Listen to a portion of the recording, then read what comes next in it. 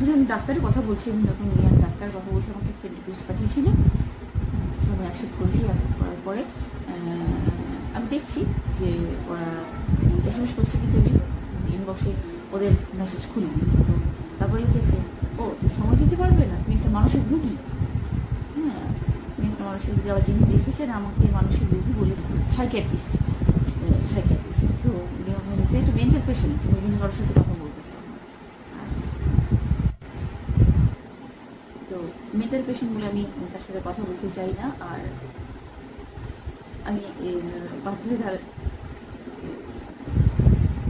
ঢুকলাম, তার বেশি বেশি পছন্দ করেন, বললাম আপনি কী করেন? ডাক্তার। তো তখন বলে, হ্যাঁ আমি ডাক্তার। আমি যদি এখানে এসে আমার সঙ্গে টাইম স্পেন্ড না করতে পারি, তাহলে আমার সাথে কথা বলার আমার কী দরকার আছে? তখন আমি বললাম যে আমি তো ব্যস্ত থাকতাম, যে কারণে করতে পারি না। যেটুকু সময় খুলি, যেটুকু সময় মোটামুটি আমি কমেন্টস করে দেখি কে আমার কে কী পোস্টে কমেন্টস করেছে, কি লাইক করতে। আমাকে কি ইনসাল্টই না করলো। হ্যাঁ, তুমি কত বড় কি একটা, তুমি কি নিজেকে কী মনে করো? কী আছে তোমার? রাইটারে লিখে রেখেছো তুমি কি একটা বই, তো স্ক্রিনশট পাঠাও তো দেখি তোমার কতজন ফলোয়ার। তো আমার কি মনে হলো, আমি স্ক্রিনশট পাঠালাম। বেশ কিছুক্ষণ চুপ করেছিল, তো তার আগেই আমাকে উনি আনফ্রেন্ড করে দিয়েছিলেন। তা যেহেতু আমি তার সাথে কথা বলিনি, আমি একটা মেন্টাল পেশেন্ট, তো আনফ্রেন্ড করে দিয়েছে, ভালো কথা। তারপরেও কথা চলছে, তো আমি স্ক্রিনশট পাঠাই। স্ক্রিনশট পাঠানোর পর অনেকক্ষণ বাদে বলছি, সরি ভুল হয়ে গেছে। আর কিন্তু বেশ বড় সড়ো লেখিকা দেখতে পাচ্ছি, বড় রাইটার, আমার এভাবে বলা উচিত হয়। ঠিক আছে, আমি আপনাকে আমার ফ্রেন্ড রিকোয়েস্ট পাঠাচ্ছি, আমি অ্যাকসেপ্ট করিনি। কারণ অ্যাকচুয়ালি কি মেন্টাল পেশেন্ট আমি সত্যি বুঝতে পারি না। আমি মেন্টাল পেশেন্ট না, যে মেন্টালের ডাক্তার সে নিজেই মেন্টাল পেশেন্ট। আমার সঙ্গে নাকি টাইম স্পেন্ড করবার জন্য আমাকে সে রিকোয়েস্ট পাঠিয়েছে। এখন বুঝুন কাণ্ড, আর প্রথম থেকে শুরু করে দিয়েছি তুই। আমার থেকে অনেক কিছু।